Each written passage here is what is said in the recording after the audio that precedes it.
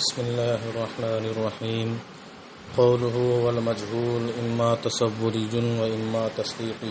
أقول لما انحصر العلم في التصور والتصديق انحصر المعلوم في المتصور والمصدق به قطعا، وانحصر المجهول أيضا في التصور والتصديق، لأن ما كان مجهولا إما أن يكون بحيث إذا علم وأدرك كان إدراكه تصورا، وإما أن يكون بحيث إذا علم وأدرك كان إدراكه تصديقا.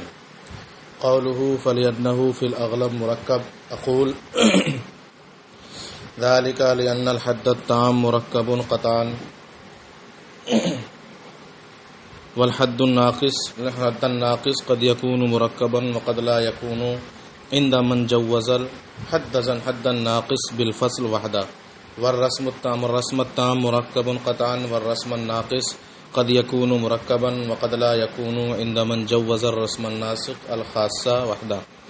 فإن قلت القول الشارع موصل إلى التصور بطريق النظر، وقد تقدم أن النظر ترتيب أمور معلومة، فكيف يجوز أن يكون القول الشارع غير مركب؟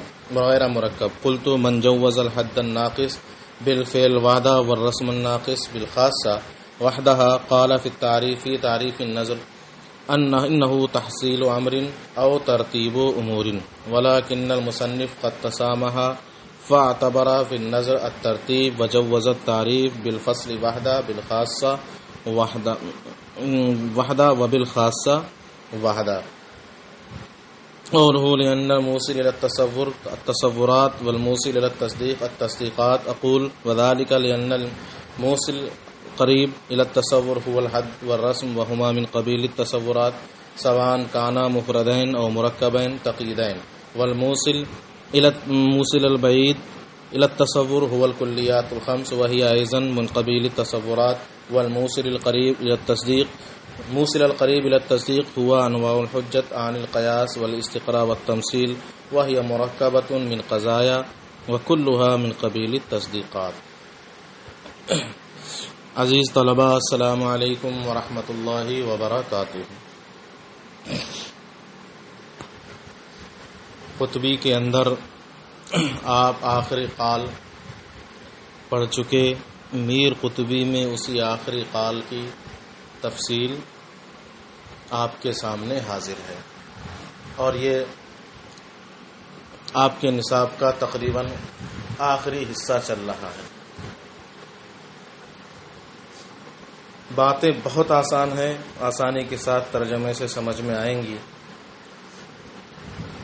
قطبی کے اندر آپ نے پڑھا تھا منطق سے مقصود مجہولات کو حاصل کرنا ہے، اور مجہولات دو طرح کے ہوں گے، مجہول تصوری اور مجہول تصدیقی. اسی کی کچھ تفصیل وہاں تھی، مزید یہاں میر صاحب اس کو ایک نئے انداز میں دلیل کے طور پر پیش کر رہے ہیں. فرماتے ہیں کہ جب علم تصور اور تصدیق میں منحصر ہو گیا، یعنی علم کی دو قسمیں ہو گئیں، تصور اور تصدیق. تو جب علم کی دو قسمیں ہوئیں، تصور اور تصدیق، تو اب معلوم جس کو علم حاصل کیا جائے گا وہ بھی دو طرح کا ہوگا، ایک متصور اور ایک مصدق. ٹھیک ہے، تصور سے متصور اور تصدیق سے مصدق. ٹھیک ہے، دو ہی طرح کا ہوگا، تصور اور تصدیق. ٹھیک. تو اب جب علم کی دو قسمیں ہوئیں، تصور اور تصدیق، تو معلوم بھی دو طرح کا ہوگا، متصور اور مصدق. تو پھر مجہول بھی کئی طرح کا ہوگا، دو ہی طرح کا ہوگا، تصوری اور تصدیقی، یعنی مجہول تصوری اور مجہول تصدیقی. کیوں؟ اس لیے کہ جو چیز مجہول ہے، اب یا تو جب اس کا ادراک کیا جائے گا، اس کا علم حاصل کیا جائے گا، تو اس کا ادراک اور اس کا علم تصور ہوگا، یا وہ مجہول ایسا ہوگا کہ جب اس کا ادراک کیا جائے یا اس کا علم حاصل کیا جائے تو وہ تصدیق ہوگا. تو اب مجہول جو ہے یا تو وہ تصوری ہوگا یا مجہول کیا ہوگا؟ تصدیقی ہوگا. اقول لما انحصر العلم فی التصور والتصدیق، جب علم تصور و تصدیق میں منحصر ہو گیا تو معلوم بھی متصور اور مصدق میں یقینی طور پر منحصر ہوا. وانحصر المجهول ايضا في التصور والتصدیق، اور مجہول بھی تصوری اور تصدیقی میں منحصر ہو گیا، اس لیے کہ جو چیز مجہول ہوگی وہ یا تو اس طرح ہوگی کہ جب اس کا علم حاصل کیا جائے اور اس کا ادراک حاصل کیا جائے، اس کا ادراک کیا جائے تو اس کا ادراک تصور ہوگا، تو یہ مجہول تصوری ہے، یا وہ علم یا وہ مجہول ایسا ہوگا کہ جب اس کا علم و ادراک کیا جائے گا تو اس کا ادراک تصدیق ہوگا، تو یہ مجہول تصدیقی ہوگا۔ قولہ فَلِأَنَّهُ فِي الْأَغْلَبِ مرکب۔ اس کے بعد شارح علیہ الرحمن قطبی کے اندر موصل الی التصور کی وجہ تسمیہ بیان کی تھی۔ موصل الی التصور کو کہتے ہیں قول شارح۔ پھر انہوں نے بتایا تھا کہ قول کیوں کہا جاتا ہے اور شارح کیوں کہا جاتا ہے، تو فرمایا تھا کہ قول کا معنی ہوتا ہے مرکب، قول کا کیا معنی ہوتا ہے؟ مرکب، اور موصل الی التصور بھی اکثر مرکب ہوتا ہے، اس لیے اس کو قول کہتے ہیں۔ موصل الی التصور اکثر کیا ہوتا ہے؟ مرکب ہوتا ہے، اس لیے اس کو قول کہتے ہیں۔ یہاں میر صاحب یہی بتانا چاہتے ہیں کہ اکثر کیسے مرکب ہوتا ہے، ٹھیک ہے۔ وہ فرماتے ہیں کہ تعریف کے 6 طریقے ہیں، موصل الی التصور میں کسی چیز کو حاصل کرانے کے 6 طریقے ہیں۔ ان 6 طریقوں میں سے 4 طریقے مرکب ہیں اور 2 طریقے مفرد ہیں۔ 4 طریقے کیا ہیں؟ مرکب ہیں اور 2 طریقے مفرد۔ تو اکثر 4 طریقے اکثر ہو گئے کہ نہیں ہو گئے؟ یعنی حد تام، اس میں جنس قریب اور فصل قریب سے تعریف ہوتی ہے۔ حد ناقص، اس میں جنس بعید اور فصل سے تعریف ہوتی ہے، اور کبھی صرف فصل سے تعریف ہوتی ہے۔ 3 ہو گئے، کبھی صرف فصل سے، تو پہلے دونوں مرکب اور تیسرا والا کیا ہے؟ مفرد۔ ایسے ہی رسم تام، اس میں جنس قریب اور خاصے سے تعریف ہوتی ہے، ٹھیک ہے، 4 ہوا۔ اور رسم ناقص یا صرف اور جنس بعید، یا جنس بعید اور خاصے سے تعریف ہوگی، یا صرف خاصے سے تعریف ہوگی، تو 3 یہ نکلے، 1 اس میں بھی غیر مرکب ہوا۔ تو 6 طریقوں میں سے 4 طریقے تعریف کے کیا ہیں؟ مرکب ہیں۔ تو اکثری حصہ کیا ہوا قول کا، موصل الی التصور کا مرکب، اس لیے اس کو قول کہا جاتا ہے۔ ملاؤ وذالک، یہ اس لیے کہ حد تام مرکب ہے قطعی طور پر، ورحد ناقص قد یکون مرکبا، حد ناقص کبھی تو مرکب ہوتا ہے، وقد لا یکون، اور کبھی مرکب نہیں ہوتا، عند من جوز الحد الناقص بالفصل وعدہ، اس شخص کے نزدیک جو حد ناقص کو صرف فصل سے جائز رکھتا ہے، تو اس صورت میں یہ مفرد ہو جائے گا۔ والرسم التام، رسم التام مرکب قطعا، ایسے ہی رسم تام بھی مرکب ہے کیونکہ وہ جنس قریب اور خاصے سے تعریف ہوتی ہے۔ والرسم ناقص، رسم ناقص قد یکون مرکبا، رسم ناقص کبھی تو مرکب ہوتی ہے کہ جن سے بعید اور خاصے سے تعریف ہوتی ہے، وقد لا یکون، اور کبھی مرکب نہیں ہوتے اس شخص کے نزدیک جو رسم ناقص کو صرف خاصے سے جائز رکھتا ہے۔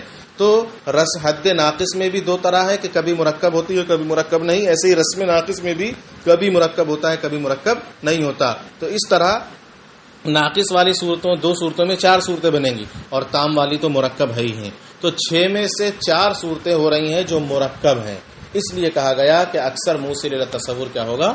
مرکب ہوگا۔ اب اس پر ایک اعتراض ہوگا کہ قول شارع کو مرکب ہی ہونا چاہیے، غیر مرکب نہیں ہونا چاہیے۔ کیوں؟ کہتے ہیں کہ قول شارع یعنی موصل الی التصور، قول شارع موصل الی التصور ہے، یہ بطریق نظر۔ بھائی قول شارع کے ذریعے کسی اور کو حاصل کریں گے تو نظر غور و فکر کریں گے کہ نہیں کریں گے؟ تبھی نہ حاصل کریں گے۔ کہتے ہیں کہ قول شارع یہ موصل الی التصور ہے بطریق نظر، اور آپ پیچھے پڑھ چکے ہیں کہ نظر کہتے ہیں امور معلومہ کو ترتیب دینا، چند امور کو ترتیب دینا، اور چند میں 2 سے کم تو ہو ہی نہیں سکتے، چند کسی چیز کو ترتیب دینے کے لیے 2 کا ہونا ضروری ہے، اور جب 2 ہوں گے تو مرکب ہوں گے کہ نہیں مرکب ہوں گے، تب پھر قول شارع ہمیشہ مرکب ہی ہونا چاہیے، غیر مرکب کبھی نہیں ہونا چاہیے، غیر مرکب کبھی نہیں ہونا چاہیے۔ یہ اعتراض ہے کہ قول شارع یہ موصل الی التصور بنتا ہے بطریق نظر، اور نظر کی تعریف کیا ہے؟ امور معلومہ کو ترتیب دینا۔ تو امور معلومہ کو ترتیب دینا تو کم سے کم 2 امر ہوں گے، تو قول شارع کو ہمیشہ کیا ہونا چاہیے؟ مرکب ہونا چاہیے۔ اس کا جواب دیا کہ آپ کا اعتراض بجا ہے، مصنف کی عبارت میں تھوڑا سا تسامح ہے۔ تھوڑی عبارت انہیں بدلنا چاہیے تھی، نہیں بدلی، ورنہ جن لوگوں نے صرف حد ناقص یا صرف رسم ناقص سے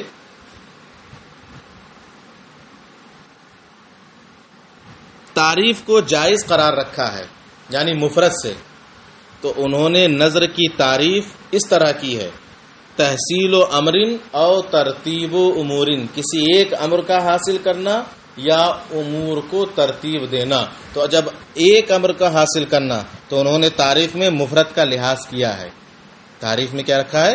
مفرد کا لحاظ کیا ہے۔ اگر انہوں نے مفرد کا قول کیا ہے تو مفرد کا لحاظ بھی کیا ہے نظر کی تعریف میں۔ مصنف سے یہاں تسامح ہو گیا کہ انہوں نے تعریف کو تو فصل اور خاصے سے جائز رکھا، یعنی قول شارع کو مفرد رکھا، لیکن نظر کی تعریف میں اس کا اعتبار نہیں کیا اور نظر کی تعریف امور معلومہ کو ترتیب دینے ہی سے کر ڈالی۔ تو یہاں تھوڑا سا تسامح ہو گیا، ورنہ جس نے صرف فصل اور صرف خاصے سے تعریف کو جائز قرار رکھا ہے اس نے نظر کی تعریف میں بھی کہا ہے تحصیل و امرن، کسی ایک امر کا حاصل کرنا یا امور معلومہ کو ترتیب دینا۔ تو انہوں نے مفرد اور مرکب دونوں کا لحاظ کیا۔ ملاؤ فَإِن قُلْتَ، تو اب اگر آپ اعتراض کریں کہ قول شارع یہ موصل الی التصور ہے بطریق نظر، وقت تقدمہ، اور پیچھے یہ گزر چکا ہے کہ نظر امور کہتے ہیں امور معلومہ کو ترتیب دینے کو، فکیف یجوز ان یکون القول الشارع غیر مرکب، تو یہ کیسے ہو سکتا ہے کہ قول شارع غیر مرکب ہو؟ قلت، تو میں کہتا ہوں کہ جس نے حد ناقص کو صرف فصل سے یا رسم ناقص کو صرف خاصے سے جائز رکھا ہے، قال فی تعریف نظر، تو اس نے نظر کی تعریف یوں کی ہے: انہ تحصیل و امرن او ترتیب امورن، کسی امر کو حاصل کرنا یا امور کو ترتیب دینا، دونوں کا لحاظ کیا ہے مفرد مرکب کا۔ لیکن المصنف قد تسامح، تم لیکن مصنف سے تسامح ہوا، فاعتبر فی النظر الترتیب، تو انہوں نے نظر میں صرف امور معلومہ کو ترتیب دینے کا لحاظ کیا، وجوز التعریف بالفصل وحدہ و بالخاص وحدہ، اور تعریف کو صرف فصل اور صرف خاصے سے بھی جائز رکھا، حالانکہ انہیں تحصیل و امرن کا بھی لحاظ رکھنا چاہیے تھا جیسے دوسروں نے کہا، تاکہ مفرد مرکب دونوں کا اعتبار ہو جاتا۔ قولہ لأن الموصل إلى التصور التصورات والموصل إلى التصدیق التصدیقات، یہ بھی بات بہت آسان ہے۔ قطبی میں آپ نے پڑھا تھا کہ موصل الی التصور کی بحث کو موصل الی التصدیق کی بحث پر مقدم کیا جائے گا، ٹھیک ہے، چونکہ تصور تصدیق پر طبعی طور پر مقدم ہے تو وضع کے اعتبار سے بھی مقدم کر دیا گیا۔ تو انہوں نے اس کی دلیل میں کہا تھا کہ چونکہ موصل الی التصور تصورات ہیں اور موصل الی التصدیق تصدیقات ہیں، اس کی دلیل میر صاحب یہاں فرما رہے ہیں۔ فرماتے ہیں اس لیے کہ تصور کا موصل قریب حد تام ہے اور رسم تام ہے، اور یہ دونوں تصور کے قبیل سے ہیں۔ حیوان ناطق حد تام ہے، تصور ہے کہ تصدیق؟ تصور ہے کہ نہیں تصور؟ ٹھیک ہے۔ حیوان ضاحک رسم تام ہے، تصور ہے کہ تصدیق؟ تصور ہے۔ وہی کہتے ہیں کہ لأن الموصل القریب الی التصور، اس لیے کہ تصور کا موصل قریب یہ حد تام اور رسم تام ہے، اور وہ دونوں تصورات کی قبیل سے ہیں، اب چاہے مفرد ہوں یا مرکب تقییدی ہوں، کچھ بھی ہوں، چاہے مفرد ہوں یا مرکب تقییدی۔ مرکب تقییدی کا مطلب موصوف صفت، ٹھیک ہے، یا مضاف الیہ والی ترکیب ہو۔ والموصل البعید الی التصور هو الکلیات الخمس، اور تصور کے موصل بعید یہ کلیات خمسہ ہیں، ٹھیک ہے۔ وہی ایزن من قبیل التصورات، اور یہ بھی سب کیا ہے تصورات کی قبیل سے ہے کہ نہیں؟ تو موصل الی التصور چاہے وہ موصل قریب ہو یا موصل بعید، سب کے سب کس کی قبیل سے ہیں؟ تصورات کی قبیل سے۔ تو جو انہوں نے کہا تھا کہ موصل الی التصور تصورات ہیں، ثابت ہو رہا ہے کہ نہیں؟ ثابت ہو رہا ہے۔ والموصل القریب الی التصدیق، اور تصدیق کے موصل قریب ہوا انواع الحجت، تو وہ حجت کی قسمیں ہیں، یعنی قیاس، استقراء، تمثیل، وَهِيَ مُرَكَّبَةٌ مِّن قَضَايَا، اور یہ سب کے سب قضایا سے مرکب ہوتے ہیں۔ کس سے مرکب ہوتے ہیں؟ قضایا سے۔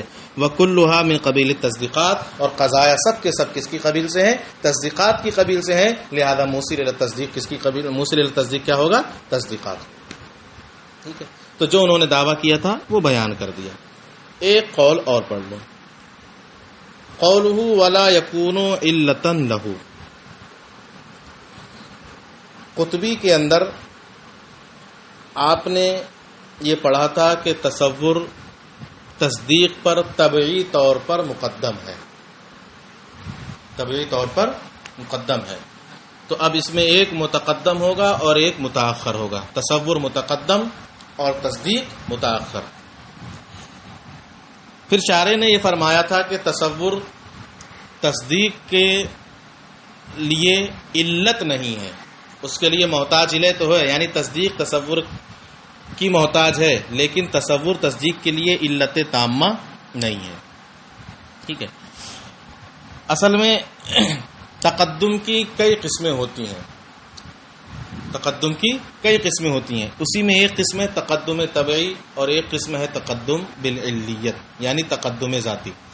تقدم ذاتی یا تقدم بالعلیت اس بات یہ ہے کہ متقدم متاخر کے لیے علت تامہ ہو، یعنی اس میں اثر کرے، اس میں اثر کرے. جب بھی متقدم وجود میں آئے تو متاخر کا بھی وجود ہو. ٹھیک ہے. تو متقدم متاخر کے لیے علت بھی ہو اور متاخر مقدم کے لیے محتاج ہو.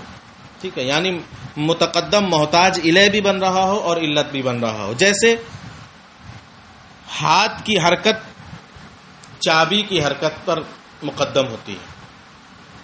ہاتھ کی حرکت، ہم تالا کھولیں تو پہلے ہاتھ کو حرکت دیں گے تب چابی میں حرکت پیدا ہوگی. ٹھیک ہے. یہ تقدم بالعلیت ہے.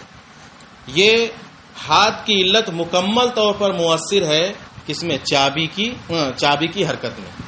جب تک آپ ہاتھ کو حرکت نہیں دیں گے چابی میں حرکت نہیں ہو سکتی. یہ ہے تقدم بالعلیت. تو ہاتھ کی حرکت یہ چابی کی حرکت کے لیے علت ہے. ایسے ہی سورج کا وجود دن کے وجود کے لیے علت ہے. سورج کا وجود دن کے وجود کے لیے کیا ہے؟ علت ہے. سورج نکلے گا تو دن کا وجود ہوگا. تو سورج کا وجود یہ علت تامہ ہے دن کے وجود کے لیے، اور سورج یہ محتاج الیہ ہے دن کے لیے، یعنی دن اس کا محتاج ہے اپنے وجود میں. ٹھیک ہے. یہ ہے علت تامہ. لیکن تصور والا جو تقدم ہے یہ تقدم ذاتی نہیں بلکہ تقدم طبعی ہے. تقدم طبعی کا مطلب یہ ہوتا ہے کہ متقدم متاخر کے لیے علت نہ ہو، متقدم متاخر کے لیے علت نہ ہو لیکن متاخر کے لیے محتاج الیہ ہو، یعنی متاخر اس کا محتاج ہو. جیسے ایک اور دو، ایک کا تقدم دو پر. دیکھو دو اس وقت تک وجود میں نہیں آئے گا جب تک ایک نہ پایا جائے. تو دو ایک کا محتاج ہے، لیکن کیا ضروری ہے کہ جب بھی ایک ہو تو دو بھی ہو جائے گا؟ ٹھیک ہے. نہیں ہو سکتا. تو یہ علت نہیں ہے، ایک دو کے لیے علت نہیں ہے. تصور کا تقدم تصدیق پر ایسے ہی ہے کہ تصور تصدیق کے لیے محتاج الیہ تو ہے لیکن تصدیق کے لیے علت نہیں ہے. ورنہ اگر تصدیق کے لیے تصور علت ہو تو جب بھی تصور ہوگا تصدیق کا پایا جانا ضروری ہوتا کہ نہیں ہوتا؟ حالانکہ ایسا نہیں ہے. تو لیکن تصدیق جب بھی پائی جائے گی اس کے اندر تین تصورات کا ہونا ضروری ہے. تو تصدیق اپنے وجود میں تصور کی محتاج ہے لیکن تصور تصدیق کے لیے علت تامہ نہیں ہے. جیسے کہ دو اپنے وجود میں ایک کا محتاج ہے لیکن ایک دو کے لیے علت تامہ نہیں ہے. یہی ہے تقدم طبعی. تو تصور کو تصدیق پر جو تقدم حاصل ہے وہ تقدم طبعی والا حاصل ہے، یعنی تصور تصدیق کے لیے علت تامہ نہیں ہے لیکن محتاج الیہ ہے. اب ملاؤ. اقول اے لا یکون علتا معاصرتا فیہ کافیتا فی حصولہ، یعنی تصور تصدیق کے لیے ایسی علت نہیں جو اس میں مؤثر ہو اور اس کے حصول میں کافی ہو. فإن المحتاج الیہ ان استقل بتحصیل المحتاج کانا متقدما علیہ تقدم بالعلیت تقدما بالعلیت. اس لیے کہ محتاج الیہ جب محتاج کو حاصل کرانے میں مستقل ہو تو وہ اس پر تقدم بالعلیت کے طور پر مقدم ہوتا ہے. جیسے ہاتھ کی حرکت کا تقدم چابی کی حرکت پر. وَإِن لَّمْ يَسْتَقِلْ بِذَلِكَ، اور اگر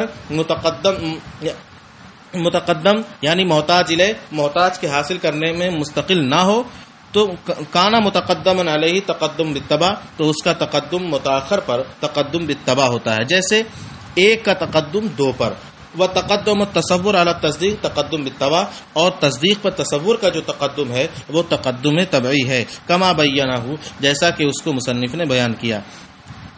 ولما ثبت، اور جب یہ ثابت ہو گیا، ان لہذا النوع عن التصورات تقدما بالتبع علی النوع الاخر عن التصدیقات، کہ تصورات کو تصدیقات پر یعنی پہلی نوع کو دوسری نوع پر تقدم طبعی حاصل ہے، کان الاولا، تو بہتر یہ ہے، ان یکون المباحث المتعلقہ بالاول، کہ وہ مباحث جو پہلے سے متعلق ہیں یعنی تصورات سے، متقدمۃ فی الوضع علی المباحث المتعلقہ بالثانی، تو وہ مقدم ہوں ان وضع کے اعتبار سے ان مباحث پر جو دوسرے سے متعلق ہیں۔ بس یہ آج کا سبق ہو گیا، اس کو محفوظ کر لیں اور اپنی تیاری بھی شروع کر دیں۔ انشاءاللہ یہ 2 دن کا سبق اور باقی ہے، اس کو بھی پڑھا دیا جائے گا۔